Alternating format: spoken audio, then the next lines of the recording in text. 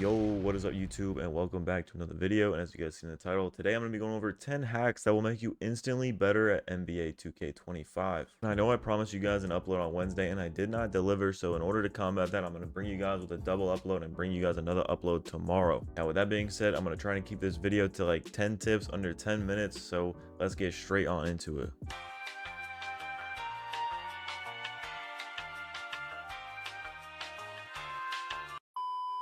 Now guys, in the spirit of me just hitting starter 5, I'm going to first off go over the takeover, which takeover you should use. And as always guys, if you guys want to see, go into the description if you want to see all 10 tips. Like right now, you can skip to whichever ones you think you'd be most interested type of thing. I'll have it like broken up for you guys. Okay, so when it comes to guards, I pretty much only ever see 2 takeovers that ever are used, and one of them being silky shooter. You get this with offensive artists. Obviously I have a 99 3 ball, so my 3 ball doesn't go past 99, but guys, when you do get takeover, there's definitely a boost to your shot. I hit a lot more consistently when I'm fading with this takeover. Another very popular one, which is probably more popular that you see more often than not on the threes, is satellite with deep bomber. Deep bomber makes it where you can shoot like behind half court and stuff.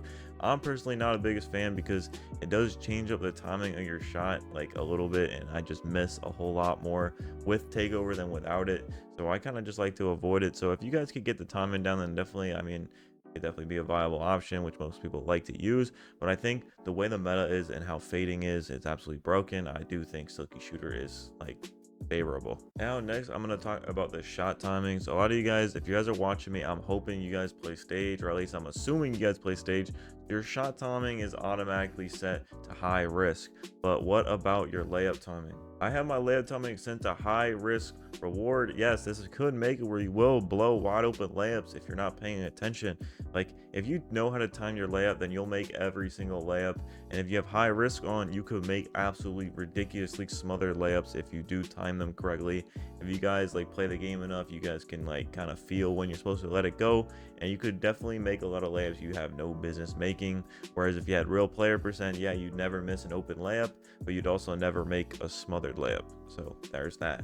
Obviously, if you're a guard, definitely use high risk. But if you're a taller build, like a 6'8", 6'9", I think real player, because the way contest is, pretty much every layup in the paint is open when you're taller than your defender. So if you're a taller player, then definitely go with real player or low risk, and you'll definitely make a lot of BS in the paint. Okay, the next thing I'm going to go over is pass target openness. This makes it where your player throws the ball to the person who's most open on the court. It's pretty obvious. And this is only effective on the 3s and the 5s. Obviously on the 2s, it doesn't really matter.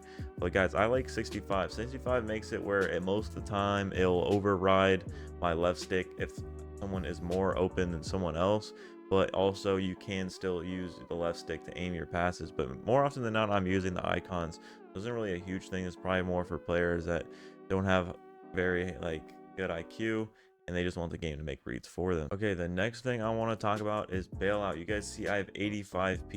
I feel like this is almost necessary on all guard builds because it's so easy to get attributes on shorter builds that not having bailout on your guard build is kind of putting yourself at a major disadvantage. I literally only have it on, or is it bronze, and pretty much none of my passes go out of bounds. I could probably throw 100 passes and maybe like 5 of them are a turnover. The rest are like decent catches, and sometimes yeah, they do bobble it, but that's only like if you're like bailing out of like a double smothered contested shot. If you're pretty much open, you will, your teammate will get a pretty much a perfect catch even with bronze bailout. So going over 85 PA for anything higher than bronze bailout is kind of an overkill. All right, next I want to talk about your badge elevators. Guys, if you guys play lock or center, then you guys kind of have to decide on your own. I don't play those positions, I only play guard, but obviously be wary because like some attributes literally are not dependent on, or I'm just gonna say some badges are not dependent on your attributes, and one of those are speed with ball. I have a 91 speed with ball, and if I use an elevator and get legend lightning launch, it's the same speed, whereas if I had 94 speed with ball. If you're a taller build, an example would be like dimer. If you have bronze dimer and you elevate it to silver, obviously you don't need the extra attribute to get silver. It's going to be the same whether you have the lower PA or the not.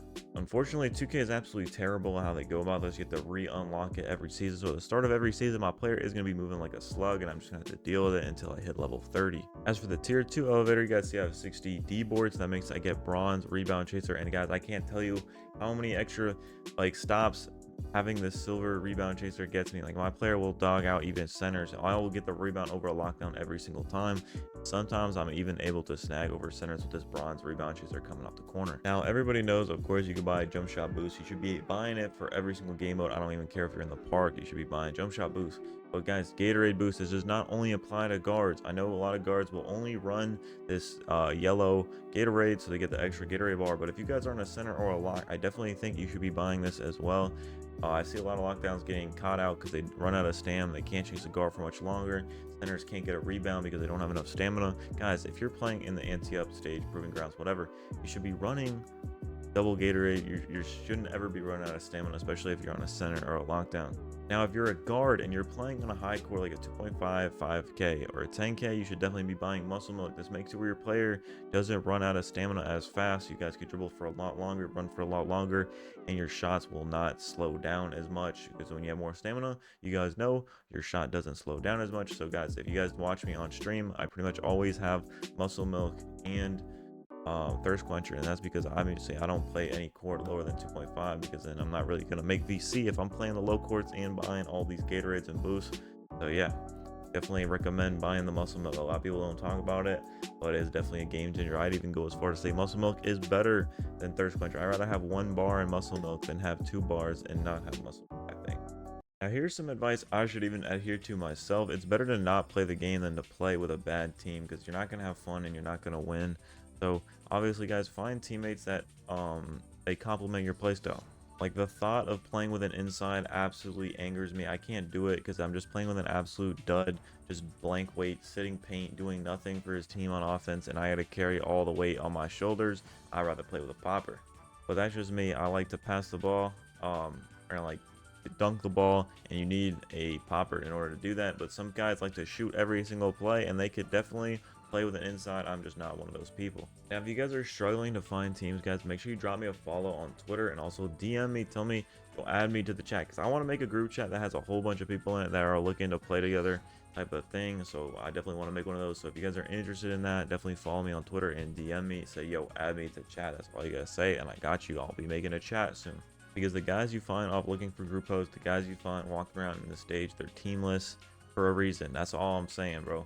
Because if you're a good player, you're going to know good people, and you're going to have a team the second you turn on your console. But of course, you do have to build that initial nucleus. So in order to do that, man, let's make a little group chat for you guys, and I'll help you guys find a good team, stuff like that. Now, if you haven't already and you're new to my channel and you haven't seen me before, definitely watch this video. The video goes over a lot of good stuff for guards, IQ type of things, and make sure you're scoring almost every single play. And even if you're a center, you should know a lot of these ins and outs, so that if you're playing with a good guard, of course, you're on the same page. And the way I see it, bro, lockdown, you're pretty much in your own world. You're just, I mean, defense is a whole other thing. I don't do a whole lot of defense content on this channel, because you guys know I play guard every single year. So in that video, I do go over a lot of stuff, like when to use certain type of moves, when to look for your teammates, when to shoot good shots, and how to set your team up for success and win at a much higher rate. Now, with that being said, I've made it to my last tip, and this is kind of like a troll thing, but a lot of you guys asked me for my face scan, so here I'm gonna give it to you guys. I always forget to do it in all my videos. So right now, I just put on a different face scan just so you guys can show how I do it. And it's literally just this face scan. I changed the hairstyle. It's very simple. Whatever, I'll just put on this long one. I like this hair color. I'll do that. So I do the zombie eye, or no, it's lizard eyes, lime green, whatever, like Zuckerberg type shit. And then you put on your LeBron beard if you want it, and that's basically just a face scan. Pretty simple, nothing too crazy. I think dudes who are looking up face scans I don't know, I'm weird about them, bro. And people that are dropping face scan tutorials, bro, making their dream, man, just kind of crazy to me. And it's funny, dudes always say I have a drippy face scan, bro. I have the default face scan, bro. So yeah, with that being said, guys, we made it to the end of the video. And if you guys enjoyed, of course, hit that like button, hit that subscribe button, put the noti bells on so you never miss an upload. Leave a comment down below if I gave out a corner that you've never even heard before. And of course, I'll see you guys tomorrow. Let's get this video to 100 likes in 24 hours, and I got you to the W video tomorrow. Peace.